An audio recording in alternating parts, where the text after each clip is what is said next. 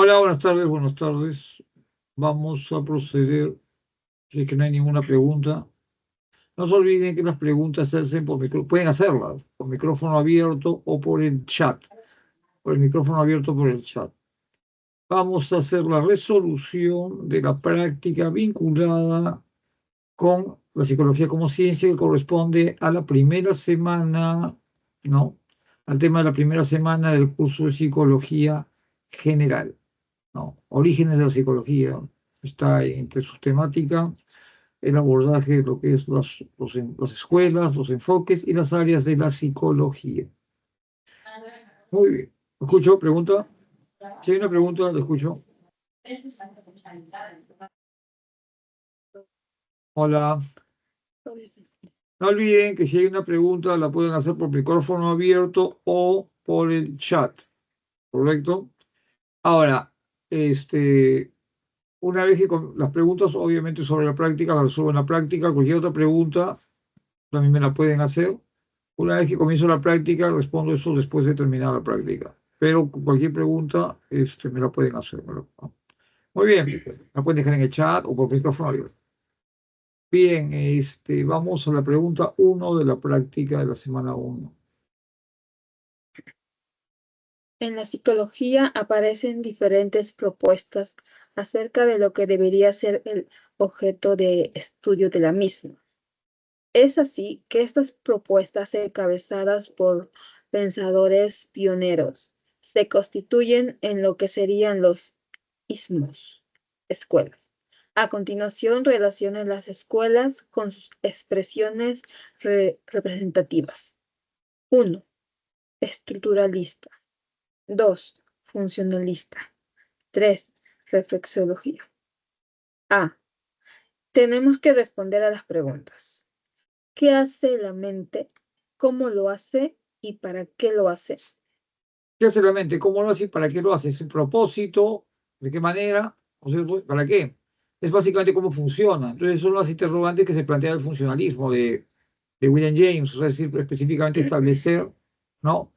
Y centrarse en el propósito funcional de la mente más que en aspectos estructurales como planteaba la teoría de Titchener que viene de Wundt, ¿no? Entonces, eso ajusta más a, ¿no? El propósito de funcionamiento mental, ¿cuál es? Que básicamente ellos establecían que era para adaptarse a la realidad, funciona para permitirnos ajustar la realidad y por eso crearon también los test psicométricos y obviamente también evaluaban esto sobre la base de introspección, método que introdujo Wundt, no, del que se basó Titchener cuando creó el estructuralismo. Muy bien. B. Debemos indagar y explicar la actividad neuropsíquica del individuo como resultante de los procesos materiales del cerebro. La actividad cerebral. La actividad del cerebro, la actividad del sistema nervioso, medula espinal, cerebro, ese tipo de actividades, ¿no es cierto?, generan conductas. La conducta más fundamental, primigenia, es la conducta refleja. Eso sostenía Iván Pavlov, ¿no es cierto?, ruso, padre del condicionamiento clásico. Entonces, la teoría lo que sostiene es eso, hay que centrarnos específicamente en los aspectos neurobiológicos, los aspectos del sustrato neurobiológico es la actividad cerebral, y eso genera conductas, y la conducta básica inicial es el reflejo, y sobre la base del reflejo se descansan las demás conductas, las más complejas, o se desarrollan en todo caso. De eso es reflexología, y vamos a la última, que obviamente es estructuralismo. C.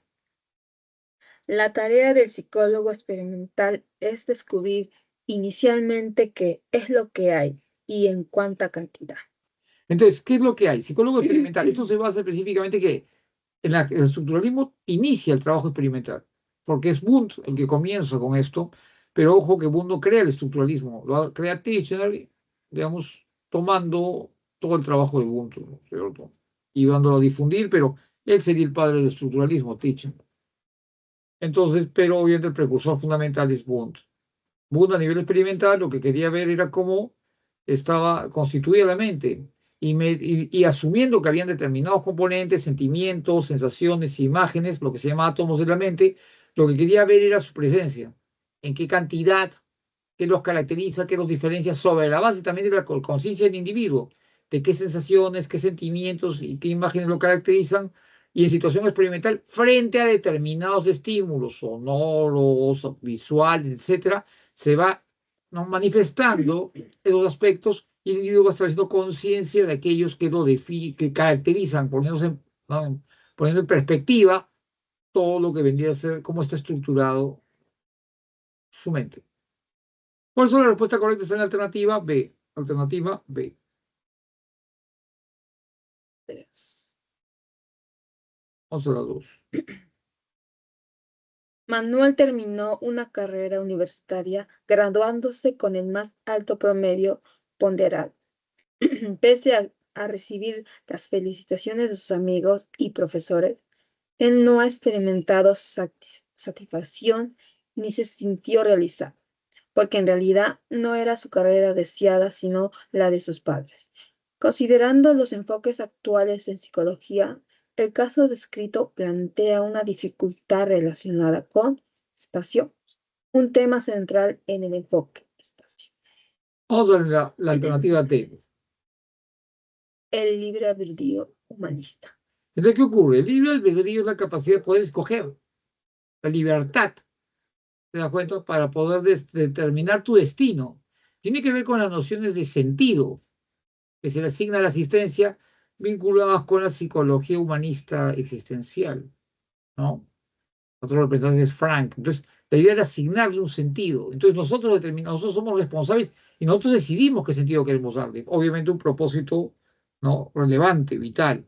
Entonces, al escoger, el hecho de que uno escoja una carrera o que alguien la escoja por uno, ya va en contra del libre albedrío, que deriva en la autorrealización, la satisfacción personal por el desarrollo de nuestras capacidades, competencias, ¿no? Por eso la más adecuada es la alternativa D, que va con el fundamento teórico del humanismo. Vamos a la número 3. 3. Un grupo de psicólogos se encuentra investigando la asociación entre la ansiedad ante los exámenes y el nivel de autoestima en estudiantes de cuarto de secundaria en los centros educativos del sur de Lima. Para ello, deben hacer uso del método de investigación denominado En concreto, vamos a la D. correlacional. Entonces, ¿qué ocurre? El método correlacional es un método en el que se ve la relación de dos variables, pero no hay un trabajo experimental en el sentido de generar un efecto causal para medir su consecuencia en otra variable, que sería la variable independiente. No hay idea de variable independiente y variable dependiente. No hay una relación causal.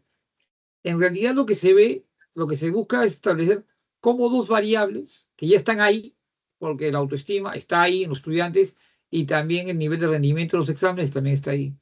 Simplemente lo que quieren ver es el nivel de rendimiento de los exámenes se relaciona con la autoestima y la autoestima con el nivel de rendimiento y sí. Entonces, ¿qué ocurre? No se está agregando nada, simplemente está viendo cómo estas dos variables se asocian. Entonces, el nivel de rendimiento ¿no? de rendimiento alto en los exámenes probablemente tendría que ver con una autoestima alta, un rendimiento bajo en los exámenes, una autoestima baja. A su vez, una autoestima baja está vinculado con un rendimiento bajo en los exámenes y así. Entonces, es directamente proporcional, ¿no? Entonces, básicamente, en un método correlacional lo que se busca es ver si estas dos variables interactúan entre sí, a qué nivel se relacionan. Es verdad que en algunos métodos de investigación, que en algunos trabajos ya de investigación, por ejemplo, ¿no? Incluso a nivel de tesis, etcétera, posgrado, se trabaja la idea de un método, de un método correlacional causal, ¿ya? Pero en realidad lo que se busca prioritariamente es establecer si hay asociación, no si es causal. Podría haberla, pero no si es lo fundamental es si hay asociación y qué grado de asociación hay entre esas variables. Por eso la respuesta correcta es la alternativa D. Vamos a la 4. Antes que la psicología adquiera la calidad de ciencia plena, en diferentes lugares y épocas se desarrollaron planteamientos para explicar la naturaleza y el comportamiento humano. Por ejemplo, en el arte de la fisionomía se planteó la cuestión de en qué medida las características psicológicas quedan reflejadas en los rasgos faciales, la configuración del cuerpo, el modo de andar y cosas así. Pero a diferencia de la psicología científica, estas cuestiones no fueron el resultado de la aplicación de espacio, Ahora, ahí hay una G, ¿no? Dice fisiognomía, ¿no? Ficción. F, Ajá, la G está después de la O. F-I-S-I-O-G, ¿no es cierto? Ya. Fisiognomía. Fisiognomía, ¿no es cierto? Ajá, Ya, después de la O. Después de la O viene la G. Entonces, ¿qué ocurre? Es interesante porque en realidad a muchos textos dicen fisonomía, otros dicen fisionomía, otros dicen fisognomía, incluso hay lo que se llama la morfopsicología. Ya. Entonces, ¿cuál es la idea? La idea es primero que hay un elemento fundamentalmente del azar o de adivinar. ¿Ya? Eso es lo primero. Esto viene de los griegos, de Aristóteles, de la época de Aristóteles y tal. Y lo curioso de la fisiognomía es que a nivel del curso de la historia se ha mantenido en la edad antigua, en la edad media, hasta actualmente. Es decir, la idea de que no sobre, porque sobre los rasgos faciales, al ver los rasgos faciales de una persona, ojos, mentón, ¿no? Por ejemplo, labios, etcétera, uno puede más o menos adivinar qué tipo de persona tiene o determinar qué tipo de... Pero eso es algo pues, azaroso, ¿no? En realidad la fisionomía trabaja con no solamente rasgos faciales para establecer carácter, sino también aspectos corporales, tamaño, postura, forma de andar, características físicas en general, no solamente de rostro. Lo del rostro está más vinculado con la morfopsicología. Entonces, ¿qué ocurre? Obviamente, eso en comparación con el método científico no tiene validez, pues. ¿Te das cuenta? El método científico sí. En el método científico se establece, se predice o se determina, pero sobre la base de validez, de que eso es confiable porque se puede verificar. ¿Te das cuenta? Entonces, por eso la respuesta correcta, ¿en qué letra estamos? En la 4. La 4. La letra correcta es la A. Número 4, la A. ¿Qué El dice la? método científico. O sea, el método científico es el que le da soporte, porque la fisiognomía carece de método científico, por eso no es científica. Es como la pseudociencia, ¿no es cierto? La quiromancia, la cartomancia, todas esas cuestiones, ¿no? Que te lean el zodiaco, los astros, que te lean la mano, esas cosas. No tienen soporte científico. Muy bien, vamos a la número 5. 5. Daniela cree que no ingresará a la universidad. Por esto, a medida que se acerca el examen de admisión, disminuye su esfuerzo y sus notas en el centro preuniversitario. La ubica en los últimos lugares. Considerando el enfoque cognitivo, señale la alternativa correcta con relación al caso de Daniela. El enfoque cognitivo lo que dice es que la conducta está determinada por procesos mentales. Cómo pienses, lo que sientas, tus expectativas, tus esperanzas, tus motivaciones determinan conductas. ¿Te das cuenta? ¿No es cierto? No. Entonces es un punto importante. Si alguien, por ejemplo, está pensando que va a salir a la calle y de repente cuando sale el sol le puede generar daño en la piel, ¿no es cierto? Riesgo de cáncer, entonces uno puede ver que antes, ¿no? Ese individuo antes de salir se echa bloqueador o se lleva el bloqueador. Pero esa conducta uno no ve, o sea, se determina un factor interno. ¿Te das cuenta? Pero uno no está viendo eso. O sea, eso no es objetivamente registrable. Entonces, eh, el proceso cognitivo es un proceso mediador, ¿no? Y ahí la respuesta correcta es la alternativa C, ¿no? Las expectativas alrededor de su ingreso influyen en su rendimiento. Las expectativas son las creencias que tiene con respecto a, no sé, lo que espera, pero no espera gran cosa, por eso no busca tampoco mejorar su rendimiento. Eso es un punto importante, son creencias, las expectativas son creencias. La idea de que hay carreras fáciles, que hay carreras difíciles, que hay carreras más fáciles de ingresar o más difíciles, etcétera, eso es expectativas también. Muy bien, obviamente sobre la base del rendimiento, ¿no? Vamos a la 6. Georgina, cansada de intentar resolver un problema matemático, decidió acompañar a su hermana al cine. En una escena de la película, repentinamente se le ocurrió una solución al problema.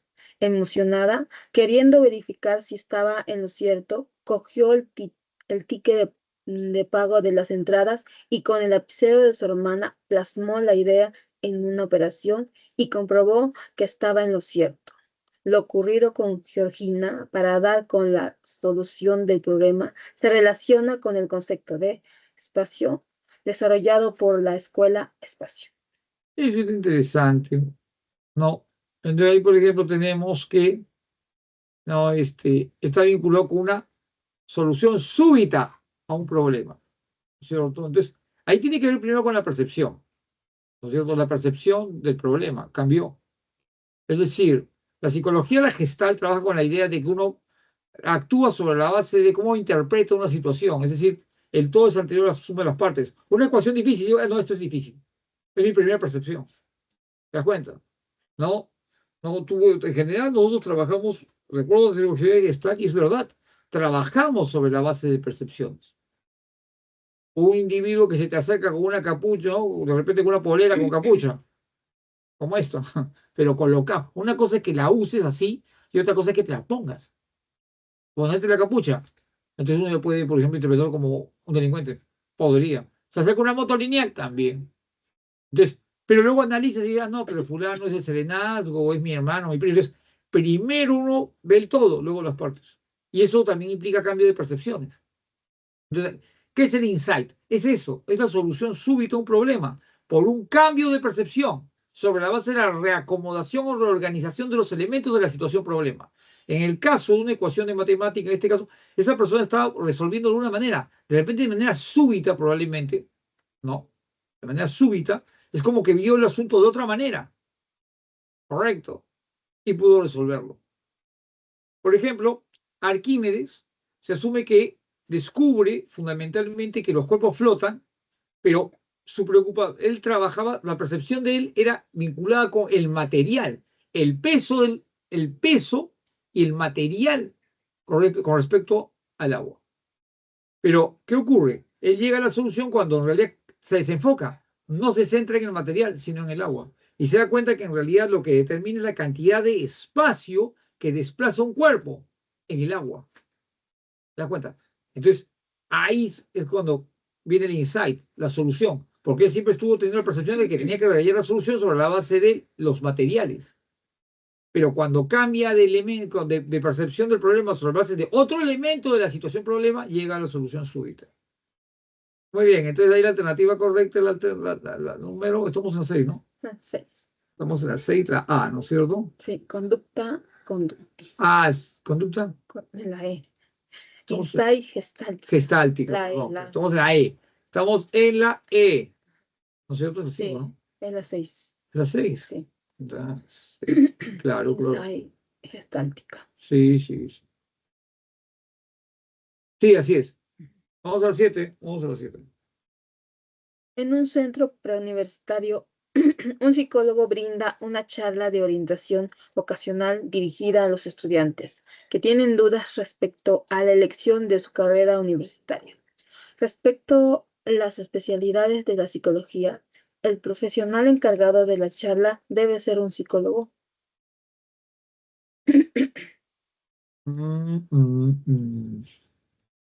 Entonces vamos a la alternativa A. Educativo. Entonces, un psicólogo educativo es el que trabaja básicamente el proceso, lo que se conoce como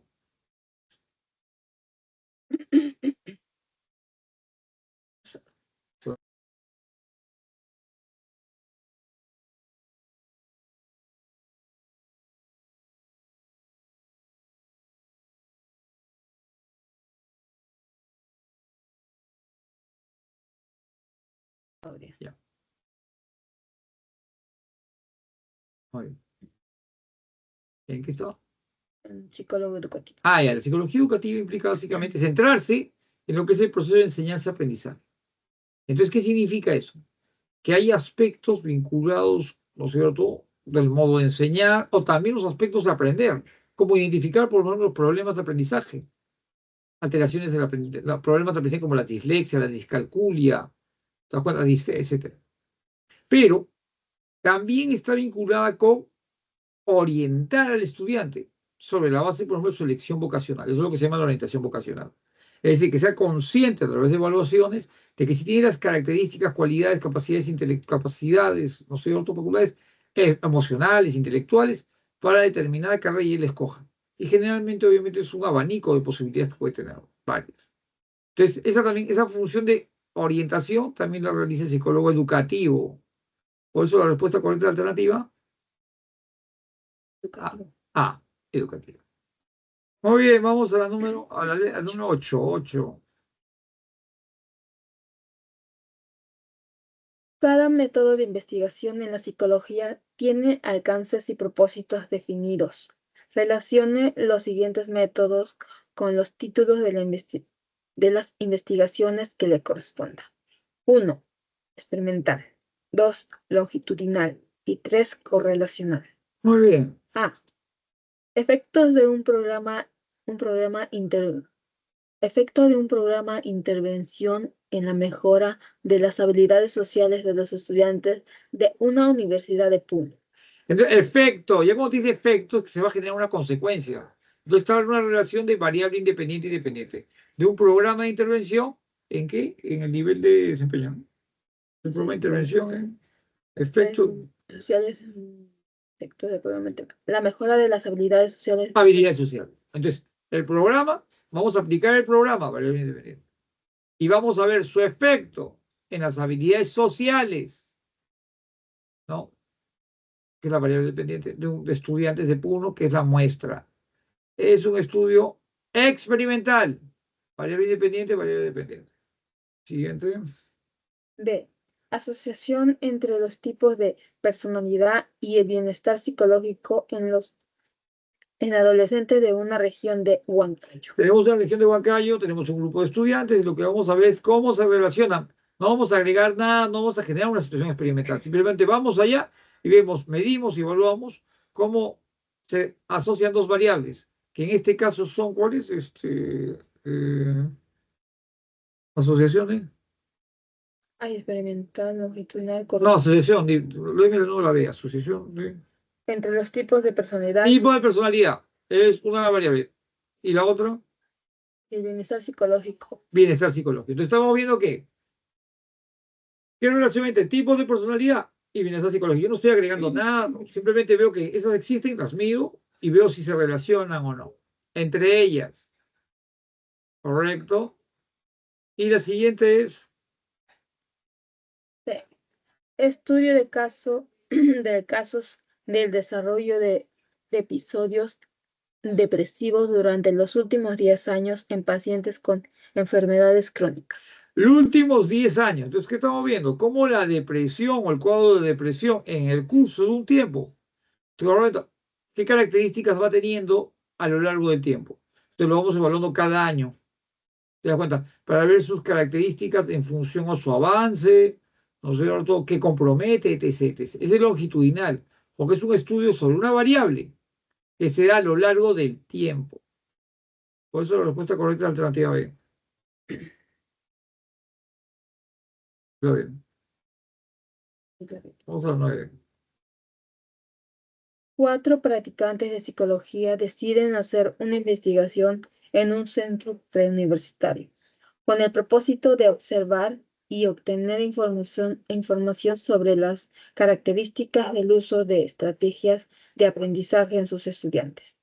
El método de investigación que emplearán estos practicantes es de tipo Entonces, vamos a la alternativa B. descriptivo. Entonces, ¿qué ocurre? Descriptivo significa que van a registrar, ¿no es cierto? ¿Qué aspectos de su contexto están vinculados con su nivel de desempeño, sus habilidades, sus estrategias de aprendizaje? De lo que va a entender, o sea, va a ver qué estrategias se emplean, cuándo las emplean, para poder entender, por ejemplo, a qué se debe el rendimiento que tienen, etcétera. Entonces, básicamente es una recopilación de información para explicar una determinada situación, problema. Eso es lo que se conoce como un trabajo descriptivo.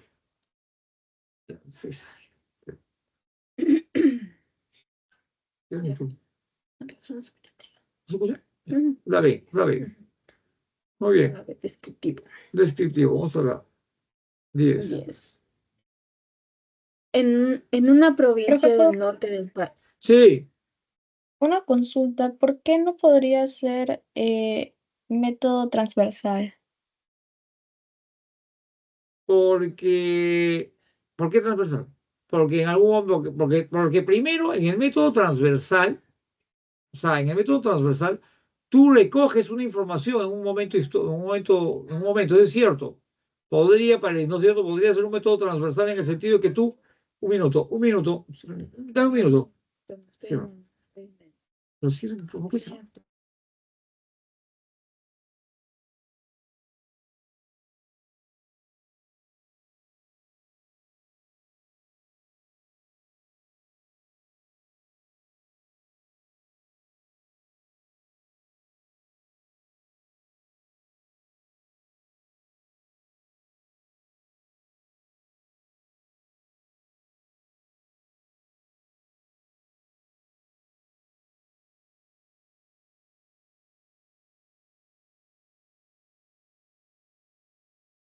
No te puedo creer.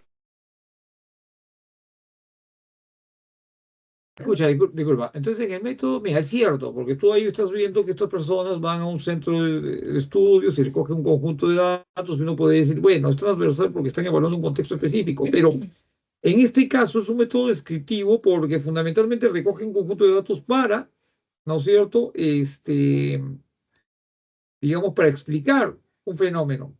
Y puede ocurrir más de una vez en un método transversal. Solamente, o sea, puede ocurrir más de una vez. En un método transversal, fundamentalmente, yo recojo información en un momento específico. ¿Te das cuenta? Entonces, por ejemplo, si vemos el longitudinal, voy a evaluar depresión a lo largo del tiempo. En el transversal, voy a un grupo de estudiantes y evalúo depresión en ese momento. Y digo, ¿cuál es la característica de depresión en tal edad, en tal grupo de estudiantes? ¿Te das cuenta? Es un método transversal. Significa que, ¿no es cierto?, trabajo sobre la base de un momento específico. En el caso de este método transdescriptivo es cierto, podría aparecer ciertas características, pero fundamentalmente lo que lo hace descriptivo es las características de. ¿Te das cuenta? O sea, en el método descriptivo lo que se hace fundamentalmente es recoger información. ¿Te das cuenta? Para explicar específicamente con esa información. En el método transversal no necesariamente. ¿Te das cuenta? En el método transversal puede ser simplemente una evaluación. En el método descriptivo yo no aporto nada. Voy a la situación y la recojo tal como está. En el método transversal yo sí puedo incluso cambiar cosas. Puedo generar una situación experimental. O sea, puedo generar, ¿te das cuenta? Veamos lo que dice la solución ahí, por ejemplo, Sarito. En el método descriptivo, la meta del investigador es describir fenómenos, situaciones, contextos y sucesos. Asimismo, detallar cómo son y cómo se manifiestan. En este caso, el uso de estrategias de aprendizaje.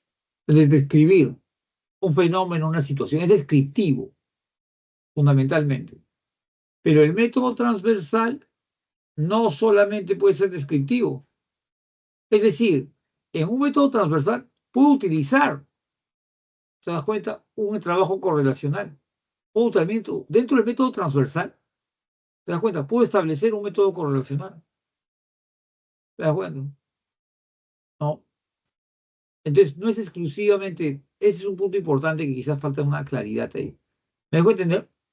Sí, profesor, gracias. Ya, como no estoy hablando, como el perrante está arriba, yo hablo como... Muy bien, te escucho. Perfecto, perfecto. Sí.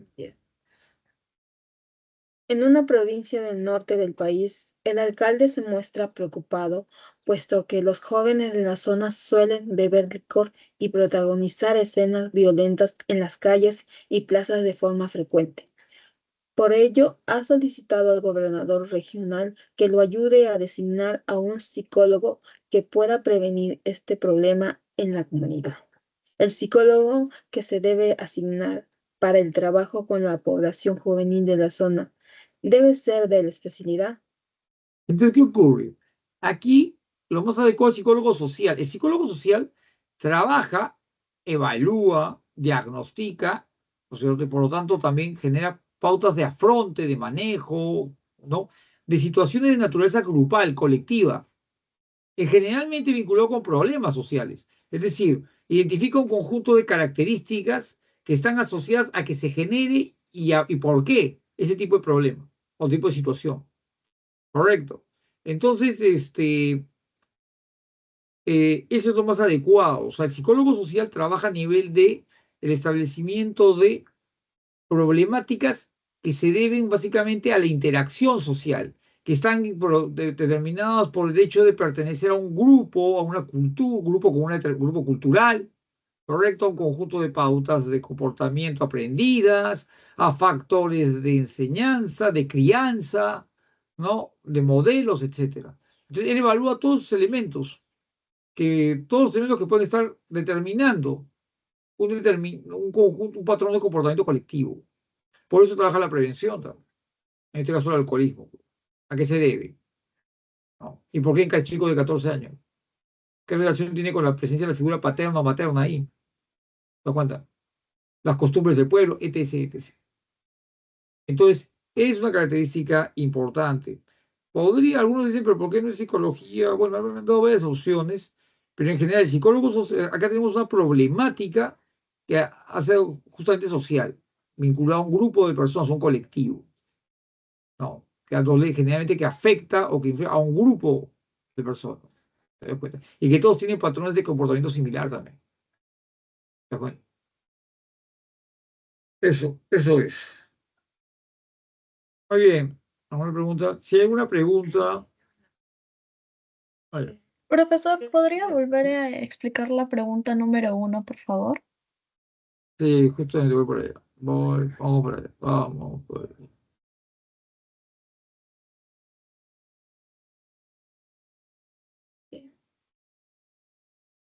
En la psicología aparecen diferentes propuestas acerca de lo que debería ser el objeto de estudio de la misma. Es así que estas propuestas encabezadas por pensadores pioneros se constituyen en lo que serían los ismos, escuelas. A continuación relacionen las siguientes con sus expresiones respectivas. Sí. 1. Estructuralista. 2. Funcionalista. 3. Reflexiología. A. Tenemos que responder a las preguntas: ¿qué hace la mente? ¿Cómo lo hace? ¿Y para qué lo hace? ¿Qué hace la mente? ¿Cómo lo hace y para qué lo hace? Entonces, básicamente es correcto. ¿Cuál es el propósito de la actividad de la mente? ¿Te das cuenta? ¿Para qué lo hace? Y el propósito de la actividad de la mente es generalmente sobre la base de resolver problemas. ¿Te das cuenta? ¿Para qué? Para adaptarse al medio. Y eso es básicamente lo que tiene que ver con el funcionalismo. ¿Para qué funciona la mente? Es su propósito. Y por eso trabaja sobre la base de crear test psicológicos para poner situaciones problema a los individuos y ver cómo su mente funciona frente a estas situaciones problema, que no es cierto. Entonces, establecer rangos o reglas o formas de explicar eso, teorías, reglas. Ahora, que es el funcionalismo de William James. O sea, cuando uno, por ejemplo, ve lo que son los inventos, está clarísimo, ¿no? Los inventos tienen que ver con cómo funcionó la mente de determinada persona para solucionar un determinado problema que permitía manejarlo en la realidad, adaptarse a ella. Entonces, esa, esa alternativa está vinculada con el funcionalismo. Vamos a la B. Debemos indagar y explicar la actividad neuropsíquica del individuo como resultante de los procesos materiales del cerebro y solamente como tal. La actividad neuropsíquica es básicamente que todo lo que es, ¿no?, los aspectos vinculados con lo psíquico, desde los comportamientos, está vinculado con actividad cerebral. Y en realidad, aquí la explicación descansa en el trabajo de Iván Pavlov, ruso, no, médico ruso, que establece la noción de conducta refleja, que es una conducta automática que viene de lo que se llama la respuesta cerebro-medular, medular, acto-reflejo, ¿no? O arco-reflejo. Entonces, un punto importante aquí es el hecho de que la actividad neurológica al interior del cerebro determina respuestas automáticas, conductas. ¿Correcto? Y sobre la base de esas conductas, ¿correcto?, se generan conductas más complejas. También está vinculado con la actividad psíquica también. Pero la idea de que para poder, todo eso se explica sobre la base específicamente de la actividad cerebral, neuronal, y específicamente sobre la base del reflejo, que es un tipo de conducta o patrón conducta que se debe específicamente a conexiones nerviosas, ¿no? Y la siguiente. La tarea del psicólogo experimental es descubrir inicialmente qué es lo que hay y en cuánta cantidad. ¿Qué es lo que hay y en cuánta cantidad? ¿Qué es lo que hay? Psicólogo experimental. Psicología experimental, de hecho, la psicología experimental de Wundt es la base de la teoría del estructuralismo o la escuela del estructuralismo de Titchener, que prácticamente copió o asumió todos los principios y fundamentos y la metodología de Wundt. Entonces, por eso el psicólogo experimental, porque la metodología a través del experimento determina que al someter a un individuo a determinados estímulos, lo que busca evaluar es la presencia de determinados componentes, los componentes de la mente, los átomos de la mente, cómo está constituida esa mente. La mente de todos está formada por sentimientos, sensaciones e imágenes para el estructuralismo. Entonces, sobre la base experimental, lo que quiere ver, lo que se ve es la cantidad, ¿te das cuenta? ¿No? La cantidad y cómo están formados esas áreas.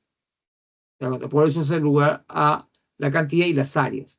En algunas mentes, por algunas personas, y eso implica que sobre la base de introspección, yo puedo ponerme en proyección y determinar sobre la base de esa experiencia, ¿no es cierto?, la conciencia de, yo tiendo a, ¿no es cierto?, tener más sentimientos asociados con esto, asociados con aquello, pero más sensaciones vinculadas con aquello, imágenes, pero no todos tenemos el mismo ni cantidad, ni las mismas áreas en cuanto a esa cantidad, ¿no es cierto?, desarrolladas con respecto a la información. Entonces, lo que fundamentalmente busca es, el estructuralismo es eso, ¿no?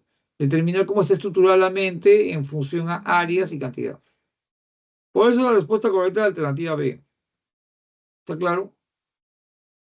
¿Entiende? Sí, profesor, gracias. ¿Cómo no? ¿Cómo no? Muy bien, si hay otra pregunta, estoy pendiente. Pueden hacerla por el micrófono por el chat. Muy bien, estoy aquí. Eso,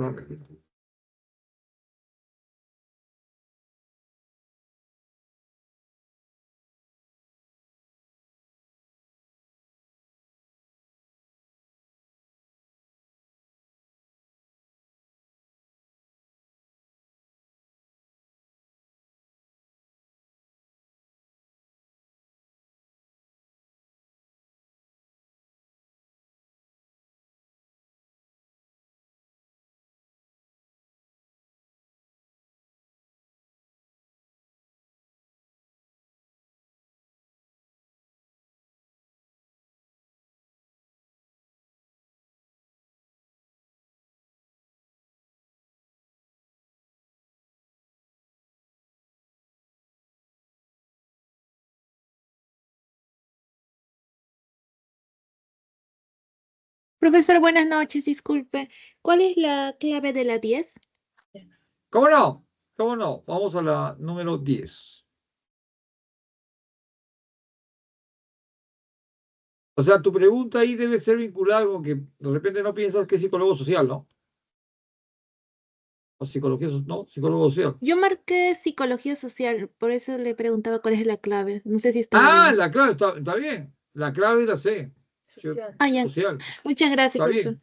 ¿Cómo no? Ah. ¿Cómo no? Está muy bien. Porque es el psicólogo que trabaja, como ya dije, sobre la base específicamente de la evaluación ¿no?, de pautas de comportamiento que involucran a un colectivo y generalmente problemas, además a nivel colectivo, lo que llamamos problemas sociales, ¿no? Ciertamente. Muy bien.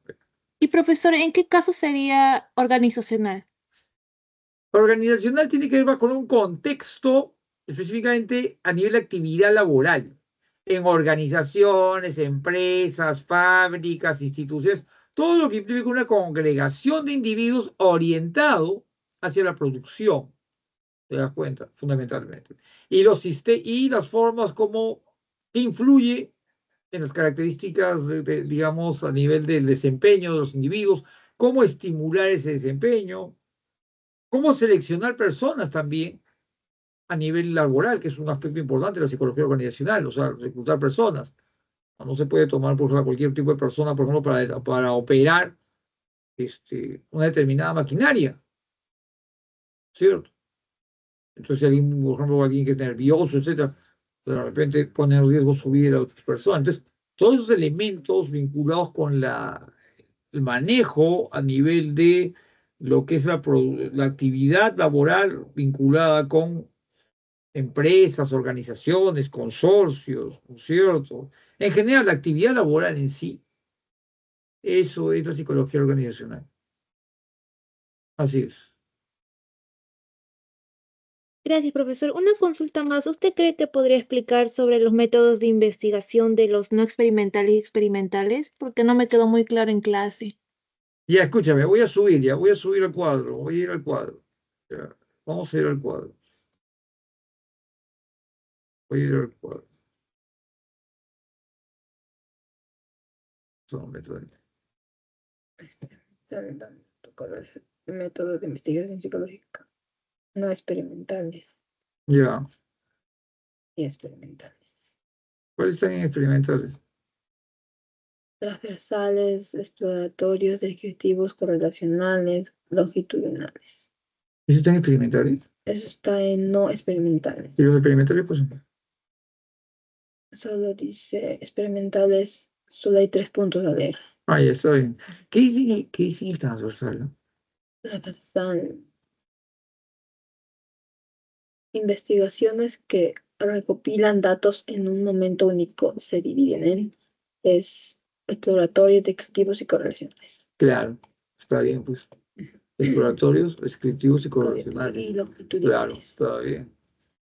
¿No es cierto? Exploratorios y se dividen en, o sea, los transversales se dividen en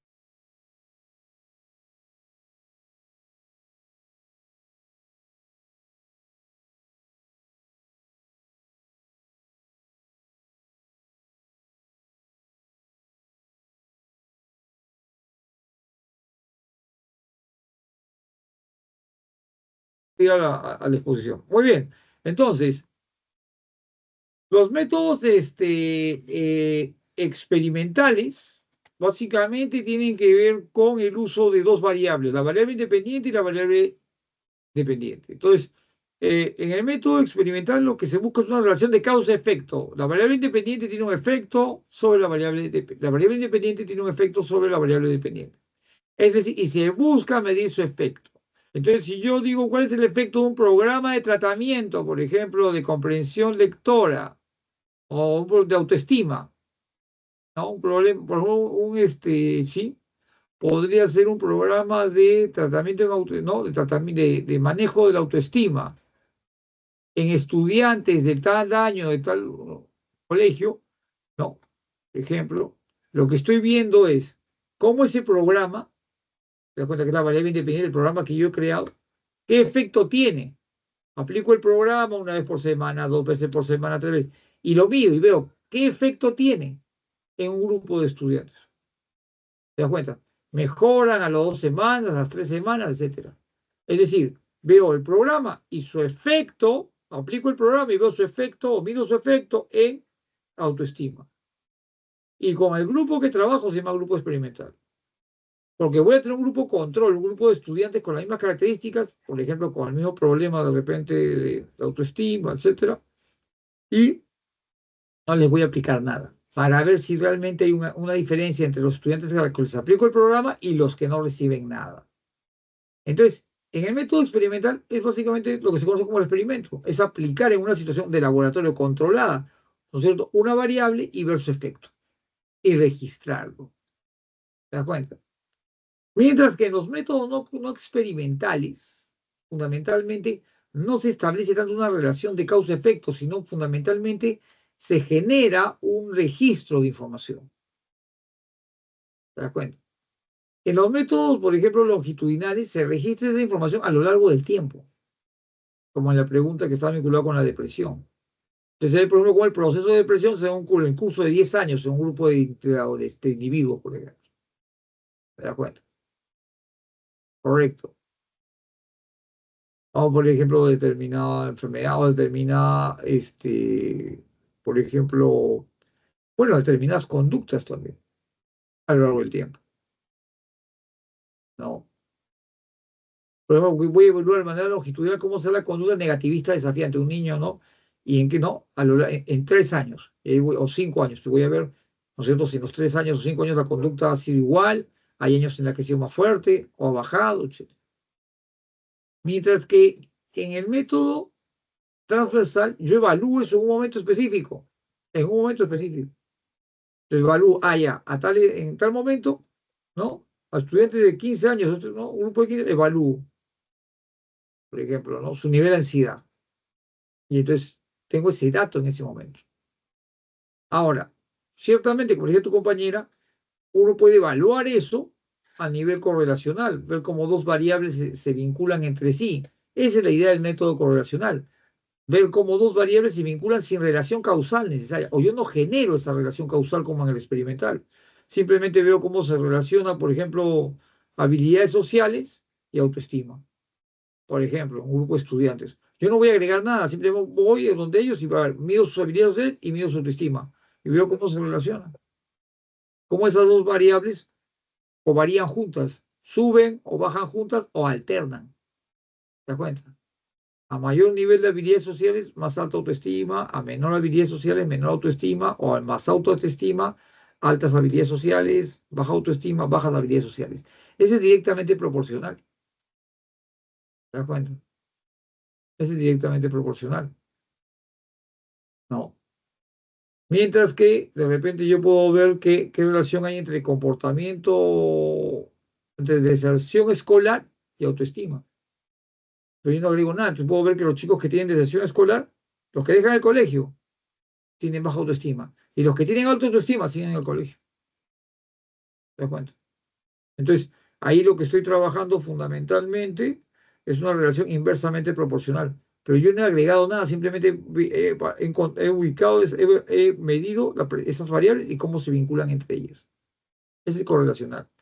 Dentro de ese método transversal también puede haber el exploratorio y el descriptivo. El descriptivo, que es obtener todo el tipo de datos en el momento para poder explicar una situación. Y el exploratorio básicamente es el hecho de ver si hay ciertos indicadores que me lleven, por ejemplo, a pensar que hay determinado, por ejemplo, cuando hay algún tipo de patología, ¿no es cierto? Se usan estudios exploratorios. En determinadas comunidades se ve, por ejemplo, si hay la presencia de determinados síntomas, si han caído personas, han fallecido, se han enfermado personas, y de qué se han enfermado.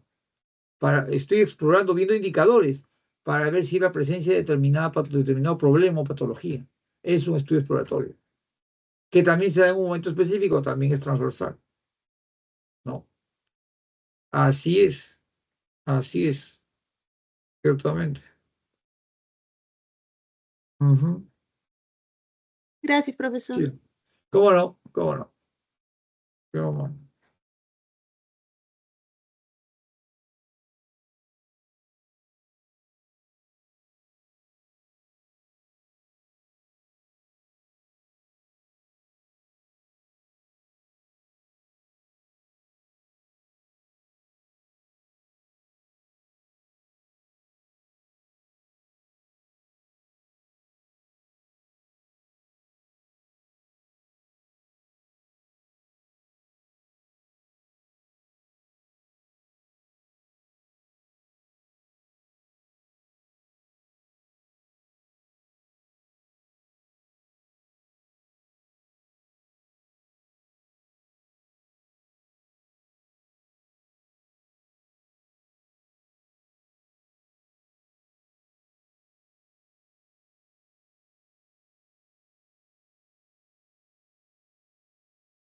Profesor, disculpe, la pregunta 9, en todo caso, si es que hubiera la clave exploratorio, ¿también podría ser exploratorio o sería necesariamente descriptivo? En la 9, Sí, profesor, en la pregunta 9. sí, sí, a ver, y la pregunta 9, sí. Espérate, ahora vamos a la pregunta. Y sí es descriptivo, pero la pregunta dice, mira lo que dice la pregunta. 4 practicantes de psicología deciden hacer una investigación en un centro preuniversitario Ya, con el propósito de observar y obtener información sobre las características del uso de estrategias de aprendizaje las características del uso, o sea, está claro lo que quieren investigar, las características del uso de estrategias de aprendizaje. Continúa. en sus estudiantes. Eso es, El no. método de investigación que emplearán estos practicantes es de tipo Entonces, lo que ellos quieren ver es, ¿no es cierto?, las características, para qué lo emplean, qué tipo de estrategias de aprendizaje, etcétera, ¿no?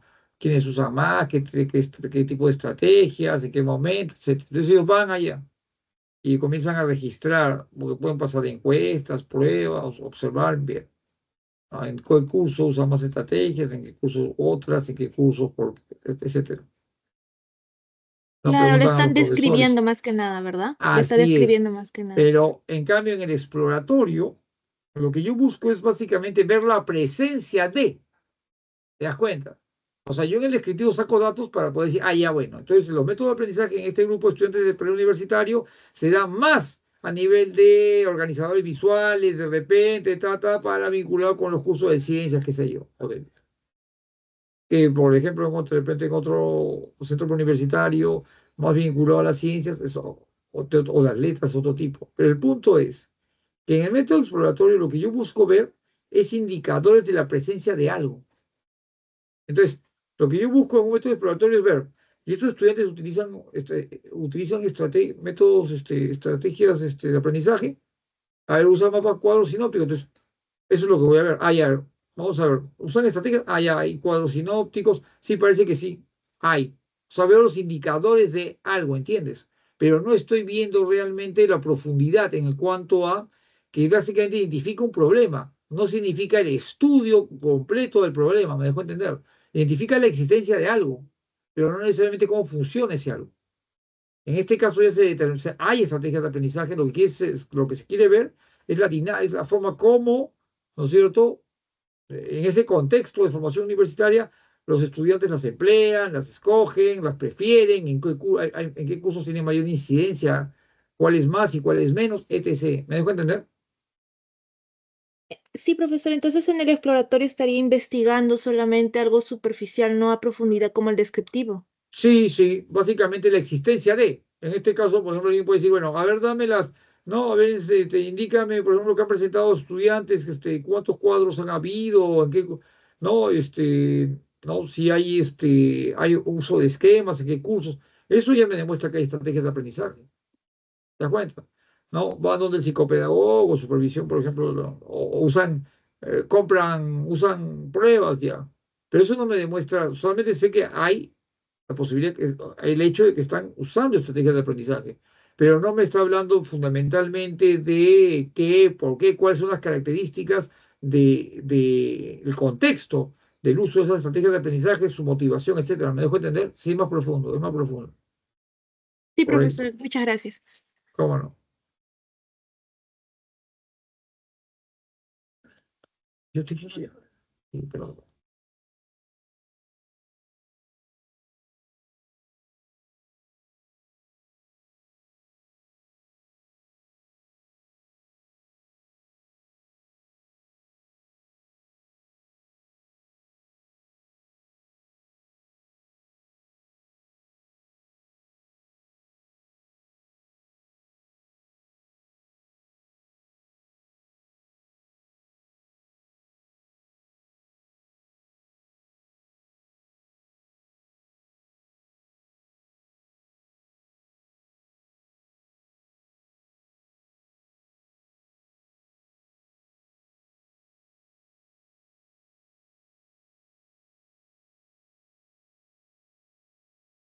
Profesor, disculpen, la pregunta número 8, ¿por qué la 2 es la C? vamos a la 8. La 8, la 12, la C. La 8. Pero la respuesta la B. Longitudinal 12, con estudio de casos del desarrollo de episodios depresivos durante los últimos 10 años en pacientes con enfermedades crónicas. El paciente tiene enfermedades crónicas, es una enfermedad que siempre la van a tener, está presente en ellos. Entonces, lo que yo quiero ver es cómo se manifiestan los episodios depresivos en el curso de 10 años en esos pacientes. Entonces, ¿por qué longitudinal? Porque yo voy a evaluar la evolución de la depresión en el curso de 10 años, no la presencia de depresión en un momento específico, porque yo podría tomarle, ¿no es cierto?, una prueba para ver la depresión de repente al segundo o tercer año del diagnóstico de la enfermedad, etcétera, o al primer año. No. Lo que yo voy a hacer es evaluar cómo la presencia de la depresión y sus características e incluso avance o progresión en el curso de tiempo. Entonces, yo voy a tener, ¿no es cierto?, en este caso, un resultado que tiene que ver con eso, con un conjunto de datos que me hablan de una progresión de las características en el curso del tiempo, en un año, en el segundo año de repente subió, bajó, etcétera. ¿Me dejo entender? Sí, profesor, quiere decir que en diferentes puntos del tiempo, como usted indicaba anteriormente, ¿verdad? Así es, así es, así es. Muchas gracias, profesor. ¿Cómo no?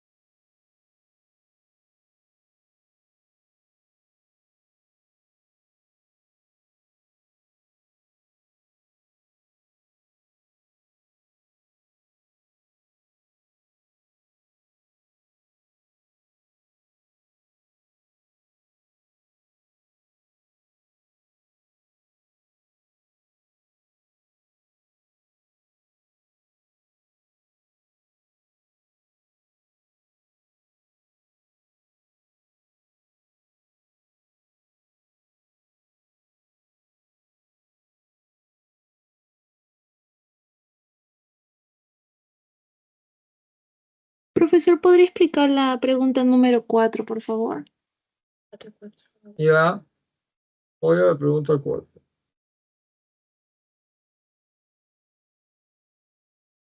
Antes que la psicóloga adquiera la calidad de ciencia plena en antes que la psicología adquiera la calidad de ciencia plena, en diferentes lugares y épocas se desarrollaron planteamientos para explicar la naturaleza y el comportamiento humano.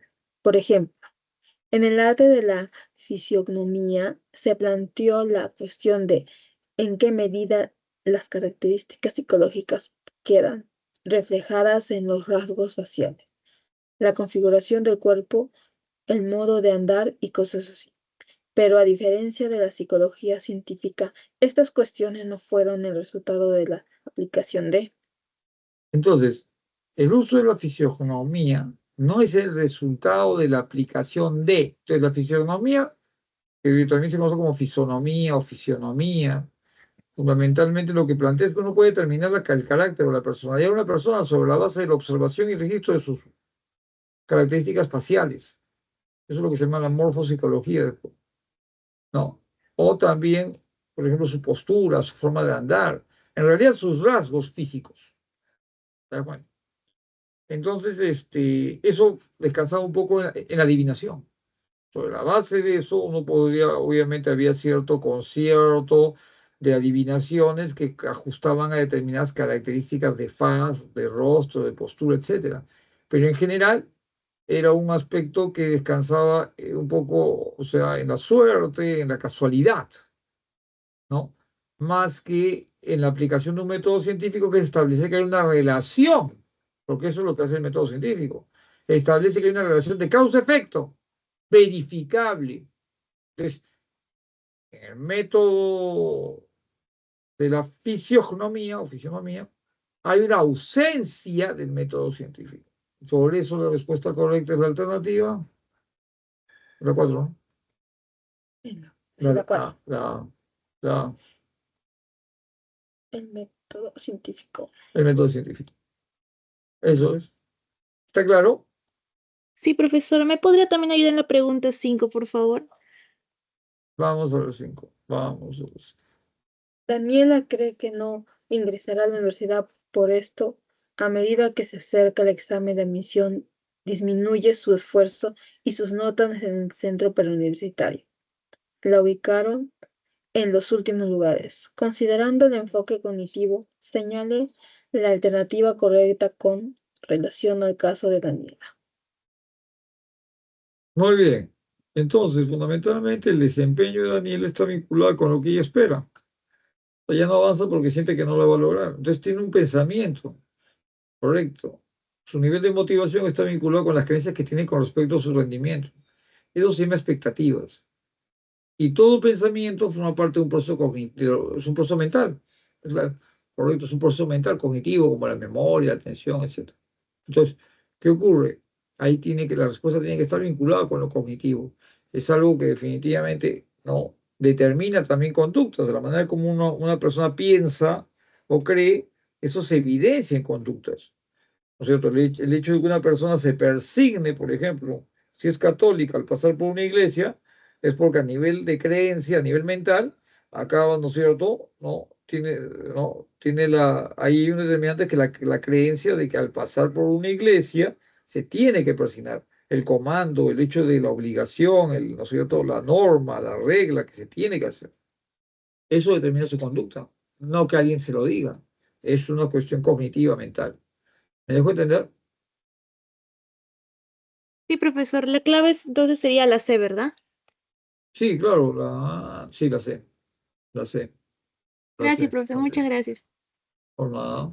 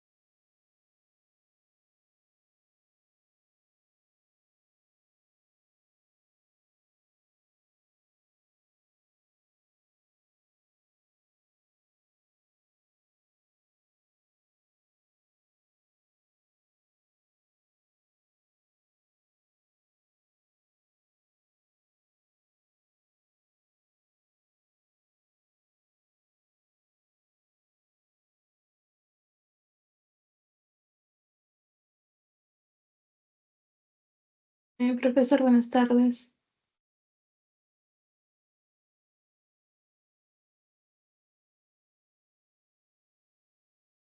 Murió. Hola, buenas tardes. Una Hola. pregunta. Profesor, le envié una pregunta por el chat. ¿Me podría ayudar?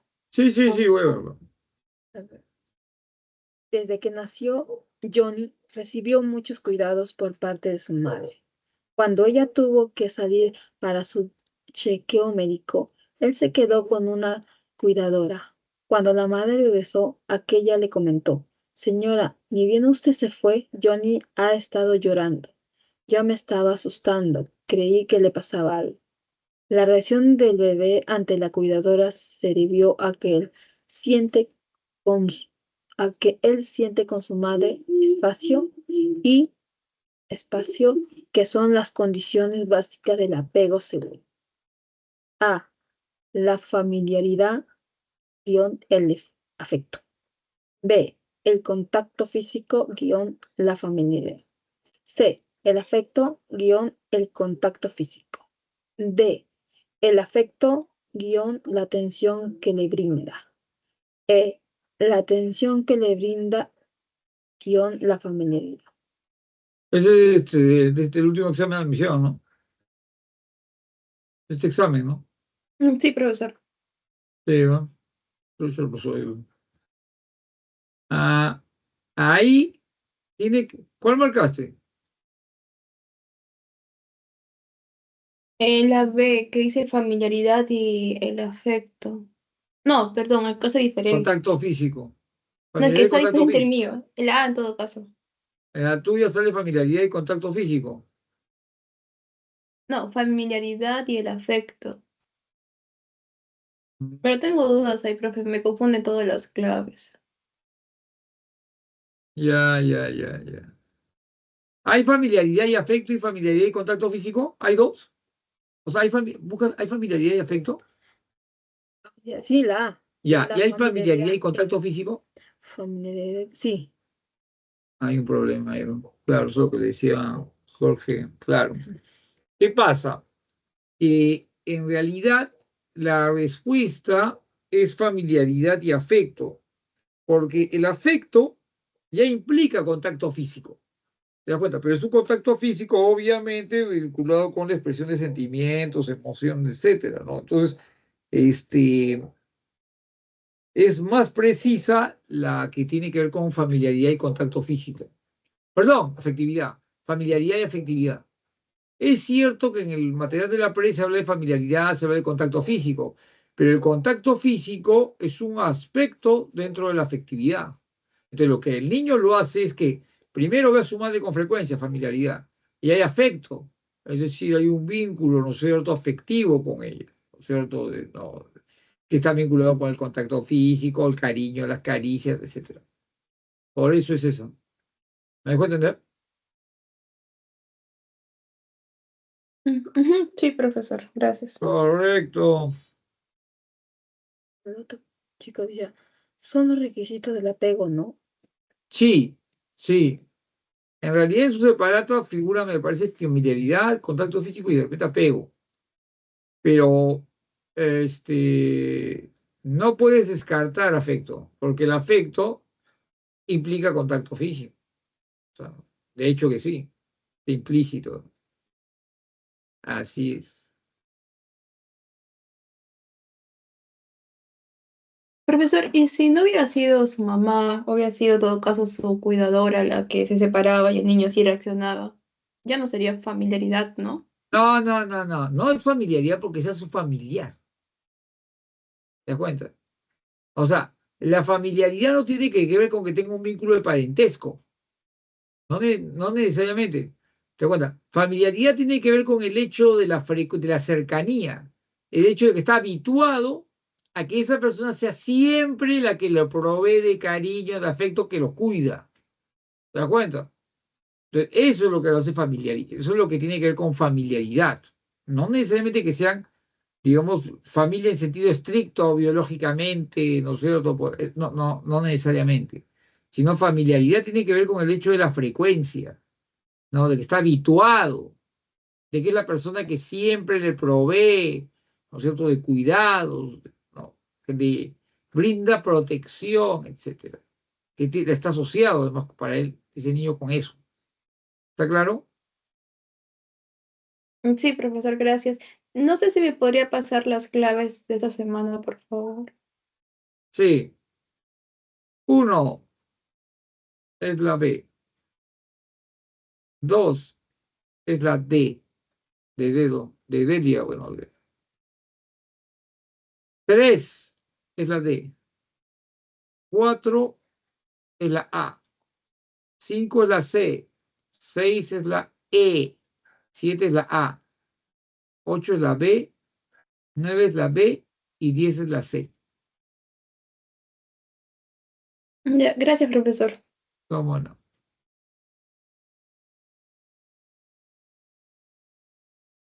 Esa pregunta de...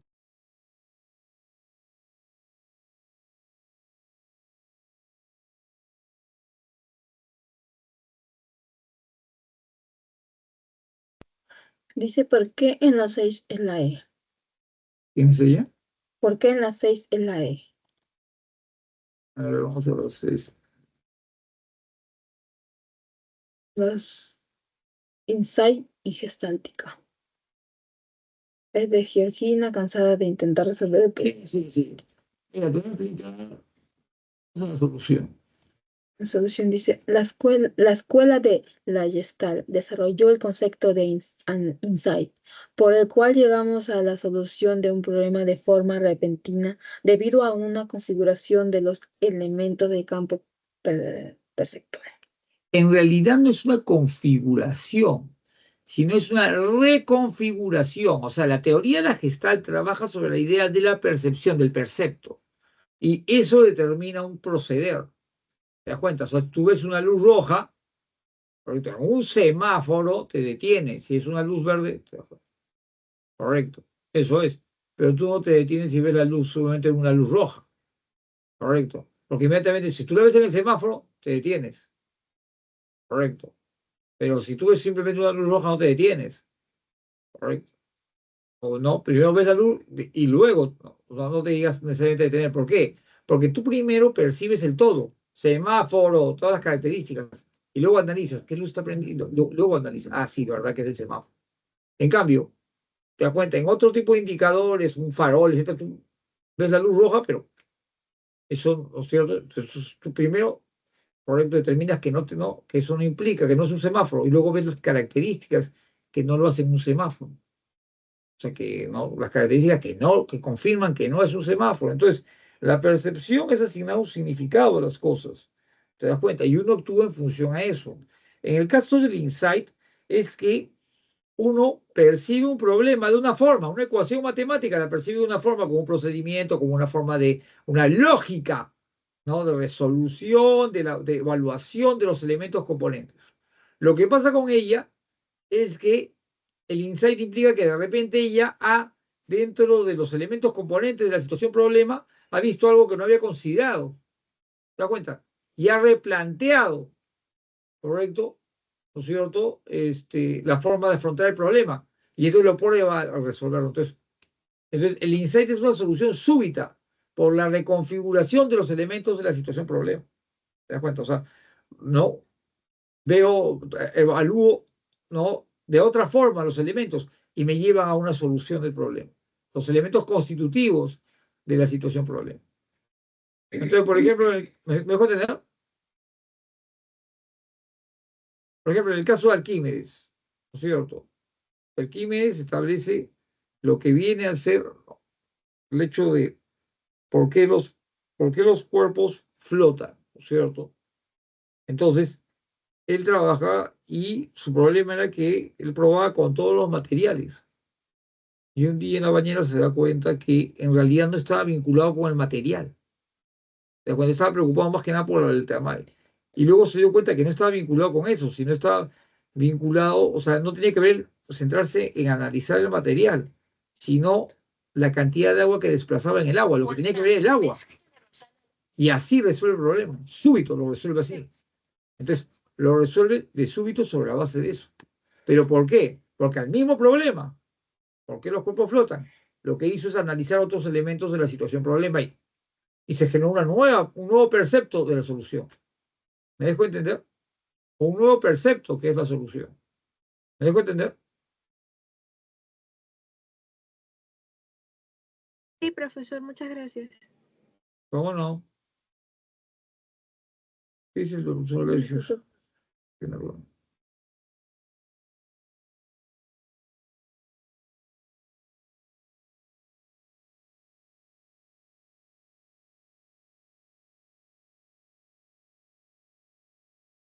Profesor,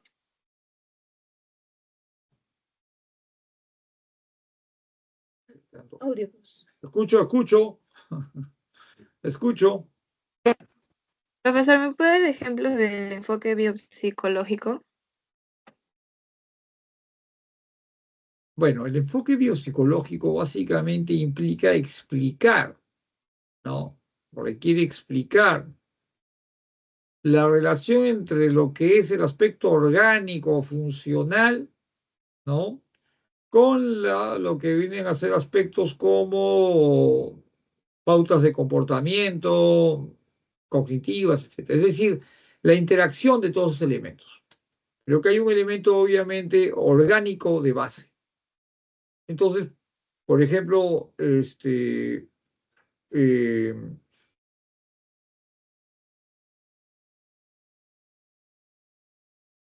por ejemplo, ¿qué has tomado? ¿Has almorzado? ¿Qué has Chaufa, almorzado? Chaufa, qué bonito. ¿Y qué tomaste de desayuno? omelette con quinoa. Eso está simpático. Entonces, ¿qué ocurre? Por ejemplo, ¿qué pasa? En el enfoque biopsicológico se descansa sobre aspectos de funcionamiento orgánico que determinan aspectos conductuales, en aspectos psicológicos. Entonces, ¿qué ocurre? Hay una relación entre ellos. Por ejemplo, tu nivel de alerta no es igual, te das cuenta, en la mañana, primera hora, está determinado por el tipo de desayuno que tomes. Si no tomas desayuno, ya tu nivel de atención, te das cuenta, y tu nivel de atención tiene que ver con niveles también de neurotransmisores que tengas en el cerebro. Tu nivel de atención, te das cuenta, es clave en eso. Entonces, ¿qué ocurre? Si no tomas desayuno, ya hay un efecto. Si tomas desayuno, hay un efecto en la atención, generalmente mejora. Pero si tomas un desayuno cargado de carbohidratos, grasas, etcétera, no es igual que la persona que toma un desayuno cargado con proteínas, ¿no es cierto?, con vegetales, etcétera. Lo que sería una especie de desayuno mediterráneo. Entonces, ¿qué ocurre? Eso tiene entonces, el efecto de eso, a nivel de la actividad orgánica que genera, influye en tu proceso de atención, influye en tu motivación, ¿te das cuenta? Influye en tu conducta de resolución de problemas. Al día siguiente cambias de desayuno y la cosa es distinta. Hay una influencia. Entonces, básicamente lo que trata de decir es que todos los procesos en general vinculados con el organismo, ¿no? Influyen también o tienen un aspecto importante, ¿no? En aspectos de naturaleza psicológica como la conducta, la actividad mental, etcétera. ¿Te das cuenta? Ese es un elemento importante, ¿correcto? Entonces, por ejemplo, una, la depresión es una patología que por ejemplo, la depresión es un factor psicológico, pero que está vinculado con aspectos biológicos, porque la depresión es producto de alteración de determinados neurotransmisores, pero a su vez la depresión genera una baja en el sistema inmunológico, lo que implica que te pueda agudizar las enfermedades. ¿Te das cuenta? Entonces, hay una serie, lo que establece el enfoque biológico es la relación que hay entre los aspectos psicológicos como la conducta, actividad mental, entre otros, y el aspecto orgánico. ¿Te das cuenta? Y cómo se influyen mutuamente. ¿Me das cuenta, entender? Sí, profesor. Perfecto.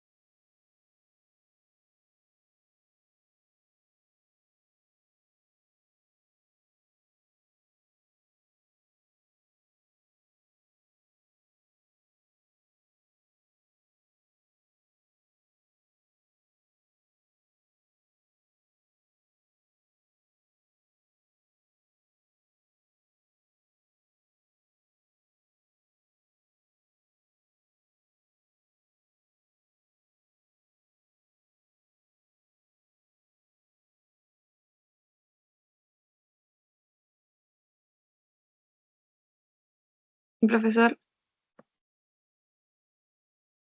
Hola, escucho. ¿me puede ayudar a resolver las preguntas de esta semana? Quiere que te haga las 10 preguntas y ahora sí están grabadas. Pero escúchame, ¿qué pregunta es la que tiene el mayor nivel de complejidad? ¿Tienes las claves? No, lo que pasa es que perdí la clase, era el martes que me tocaba esa clase. No sé. Espérate un ratito. ¿Qué horas son? Son las 6. Presta atención. Tienes el solucionario ahí, ¿no es cierto? No, el Perdón. solucionario no lo tengo, no tengo las claves. Ya. Te voy a te voy a explicar, pero te voy a hacer llegar el solucionario. A ver, te voy a decir las claves, ¿ya? O si no, te voy a hacer, voy a colocar en el chat el solucionario, ¿ya? ¿Podemos hacer eso? Sí, pero Ya. Voy a decirte rápidamente la solución de las preguntas. Ujú. Y no, porque, a ver, vamos a ver. Ya he resuelto ya. O sea, está por si hace una grabación, sí está, pero voy a decir. se grabó. Sí se grabó, ¿no? Ya. Sí, está grabando. A ver, voy a la 1, ¿ya? La 1 es la alternativa B. Correcto, es la alternativa B. En la 1 te preguntan que establezcas una relación de estructura, ¿no? Entre las escuelas estructuralista, funcionalista y reflexología y aquellas frases que van con ello. Entonces, la alternativa B va con eso, porque se trabaja, ¿no es cierto? La primera trabaja con aspectos de cómo preguntas o interrogantes de cuál es la actividad de la mente. La actividad tiene que ver con la función, tiene que ver con funcionalismo. La segunda tiene que ver con aspectos específicamente de actividad neuropsíquica, y eso tiene que ver con considerar la actividad del cerebro. Y la actividad básica del cerebro es generar reflejos. Eso tiene que ver con reflexología. Y la última tiene que ver obviamente con el hecho de áreas y su cantidad en situación experimental. Y eso lo trabaja el estructuralismo. Vamos a la 2. La 2 dice... No terminó la carrera Ah, universitaria. ya. Entre la 2 y la D, ¿qué dice la D? La de el libre albedrío humanista. Entonces, ¿qué pasa? En la 2 se está explorando un enfoque. Entonces, en la 2 se está hablando de un individuo que básicamente, digamos, una persona que al no poder escoger una carrera tiene frustración, porque probablemente no va a desarrollar sus capacidades y competencias. El hecho de poder escoger cómo desarrollar, qué capacidades, potencialidades, ser responsable de nuestro destino, forma parte del humanismo, se llama libre albedrío. ¿Te das cuenta? Entonces, todo individuo le da sentido a su vida sobre la base de escoger aquello, ¿no es cierto?, que considera un propósito relevante, importante para sí. Y eso se da la libertad de escoger. Y eso permite desarrollar nuestras capacidades, talentos, habilidades. Eso es un principio del humanismo. Por eso la respuesta es la D. Vamos a la tercera. La tercera respuesta es la D, Correlacional. correlacional. Entonces, en la respuesta, en la D, en la tercera, se está trabajando lo que son métodos de investigación y se está evaluando, ¿no es cierto?, la presencia de dos variables en una población de individuos. ¿Qué variables son?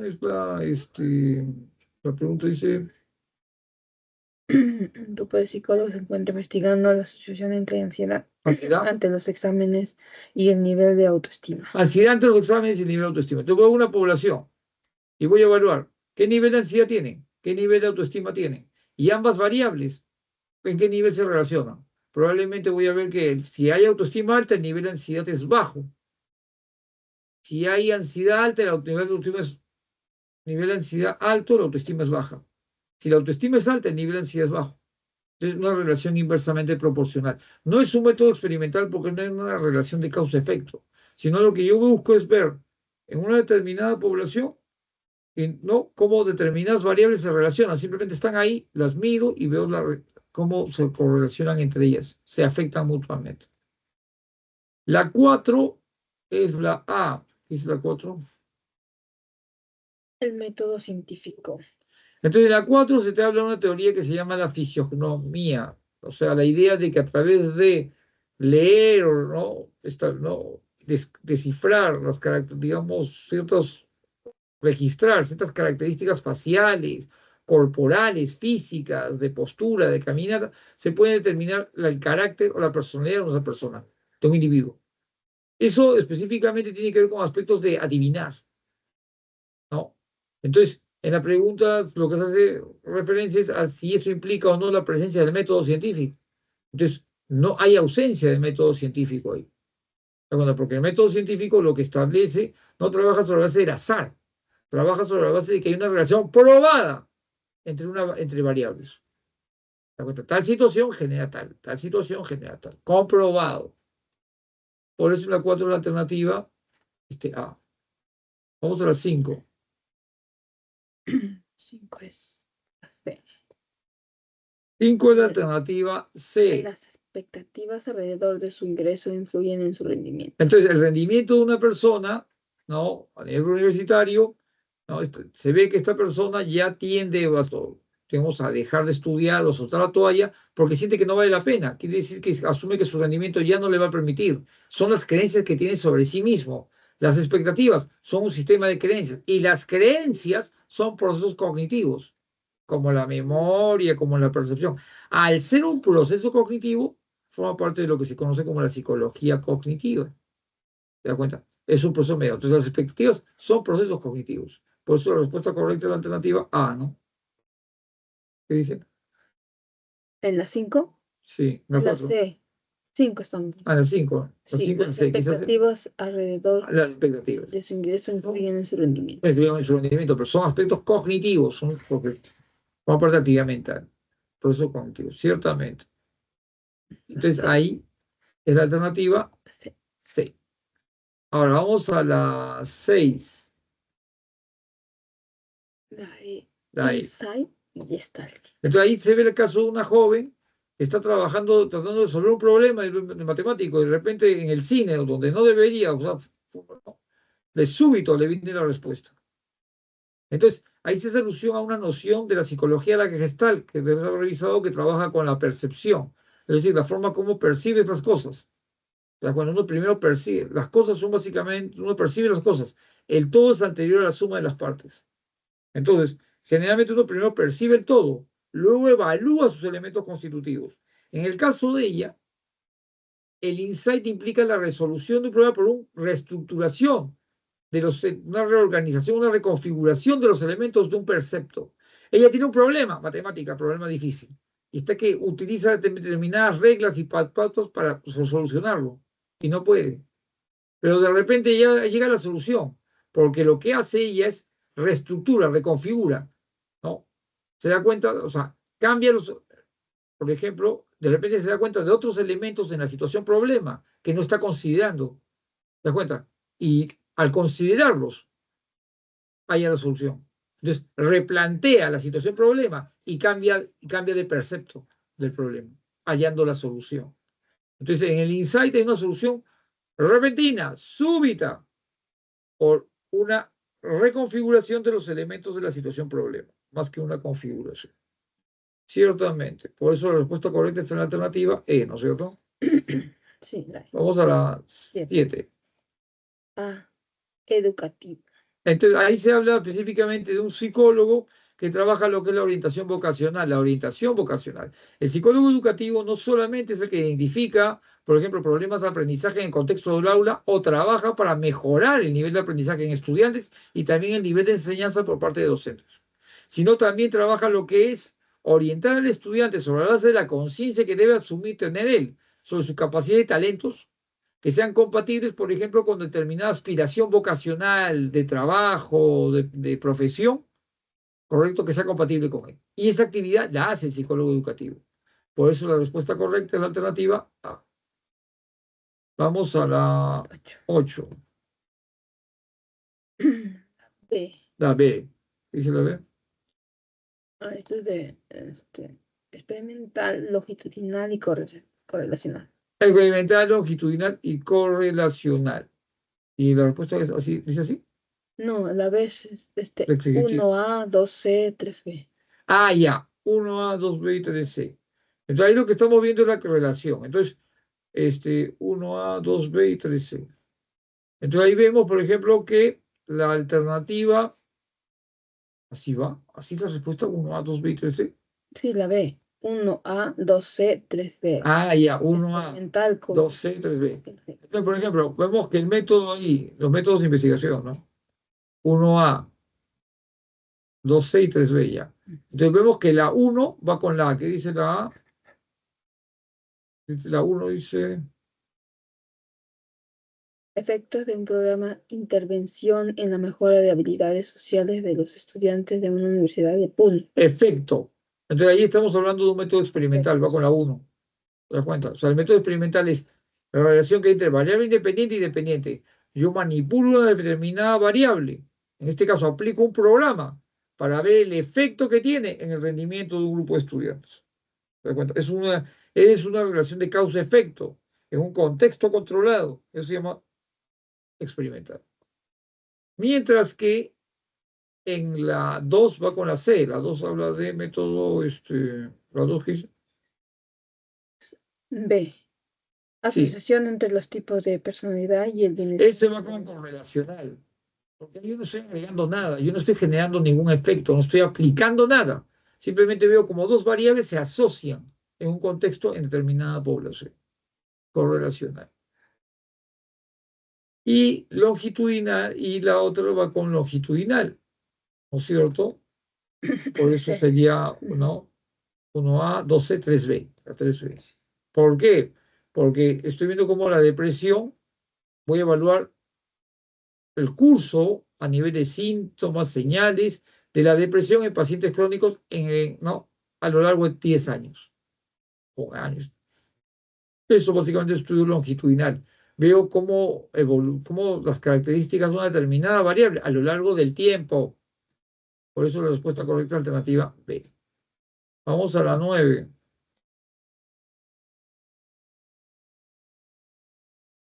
B. Descriptivo. Descriptivo. Entonces ahí se ven las características de un grupo de estudiantes que van a ver, por ejemplo, cómo se dan, ¿no es cierto? ¿Qué estrategias de aprendizaje tienen un grupo de estudiantes preuniversitarios en una institución preuniversitaria? ¿Por qué es descriptivo? Porque van ellos a registrar, correcto, una serie de características de usos, tipos, ¿cierto? En qué contextos, ¿no? Se emplean las estrategias de aprendizaje para solucionar problemas.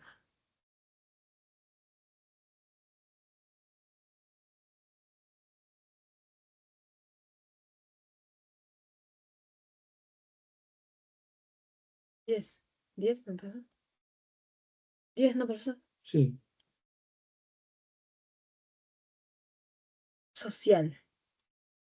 Muy bien, ahí básicamente se habla de un contexto en el que, bueno, hay una problemática vinculada con el alcohol en un grupo de jóvenes. Todo tipo de problemática social, comportamientos como drogadicción, alcoholismo, pandillaje, violencia, ¿no es cierto?, de todo tipo, generalmente hacen alusión a un patrón de comportamientos que se deben a un contexto de interacción social, cultural, fundamentalmente, ¿no es cierto?, de crianza, etcétera. Todo eso estudia el psicólogo social. El psicólogo social estudia un conjunto, estudia, analiza y establece formas de afronte y de prevención de determinado tipo de comportamientos que afectan o que son a un colectivo. ¿Te das cuenta? O que incluyen a un colectivo. Entonces, ese es el objeto de estudio de la psicología social. Por eso tiene que ser un psicólogo social que evalúe eso. Por eso la respuesta correcta es la C. Entonces, la 1 es la B, la 2 es la D, la 3 es la D, la 4 es la A, la 5 es la C, la 6 es la E, la 7 es la A, la 8 es la B, la 9 es la B y la 10 es la C. Esto también lo tienen ustedes porque esto está grabado también, he hecho la resolución anterior, o sea, por si acaso, pero ahí está, ¿correcto? O sea, ¿está claro? Sí, profesor, muchas gracias. Pero bueno.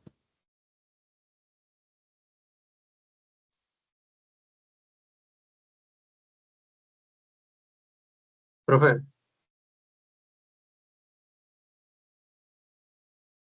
profe,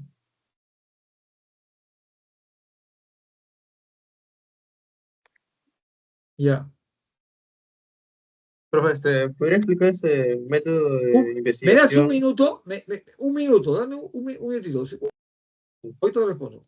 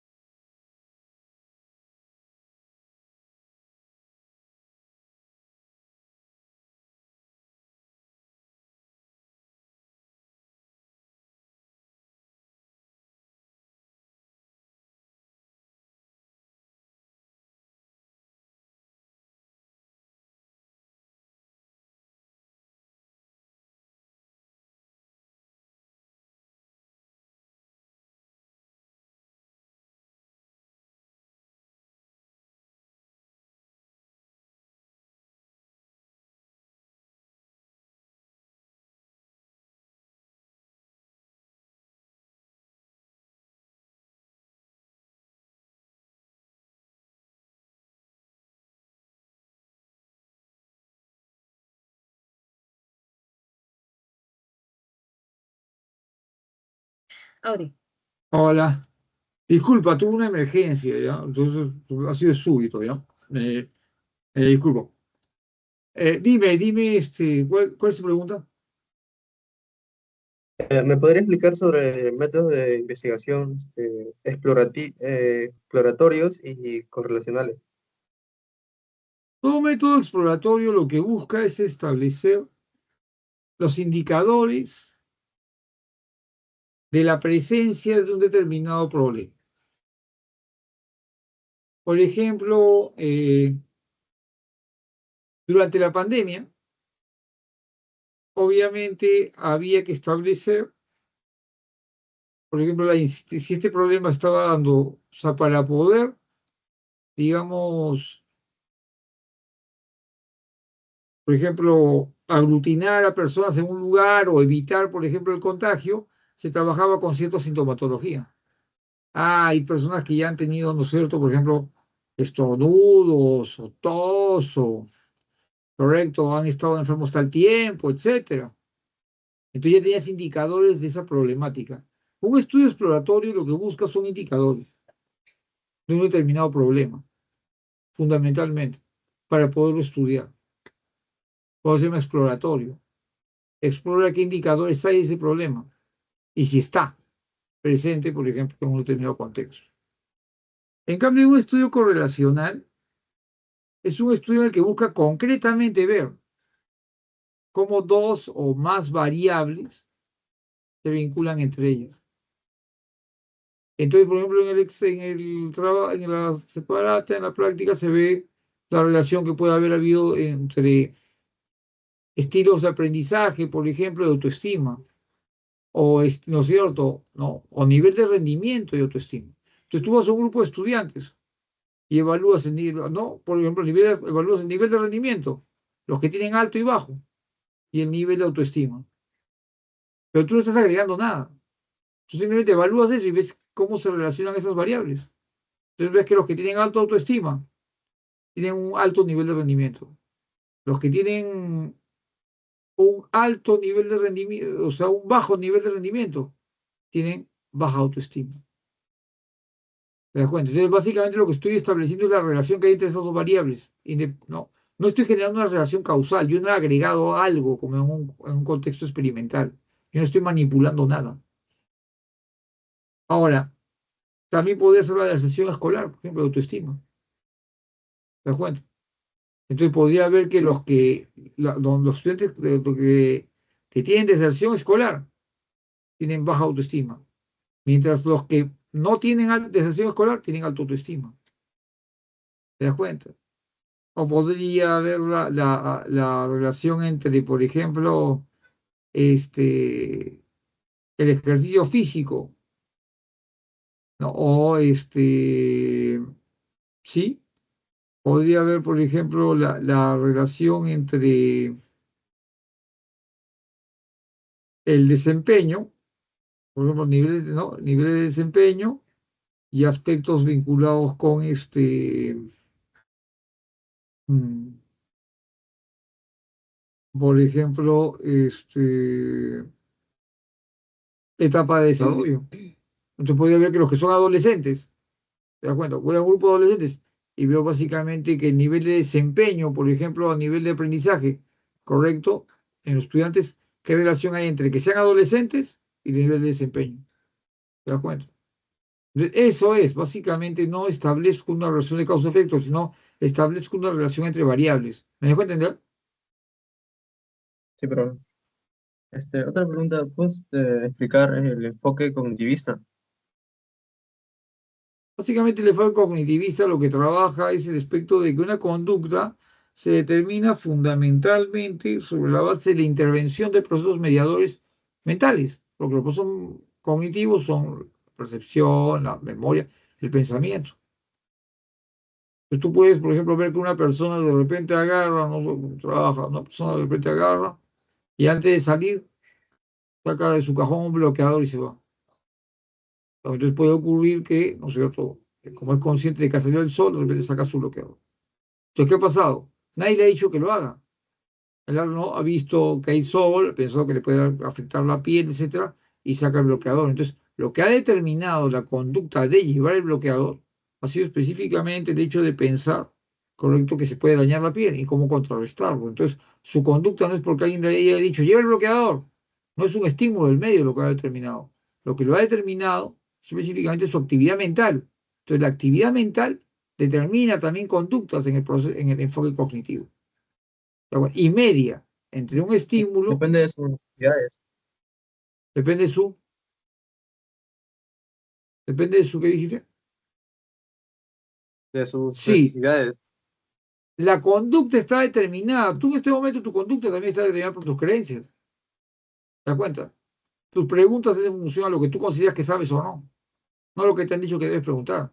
O lo que, ¿te das cuenta? Sino fundamentalmente tú dices, ¿ya qué pregunto? Entonces, está determinado qué debo preguntar, qué no debo preguntar.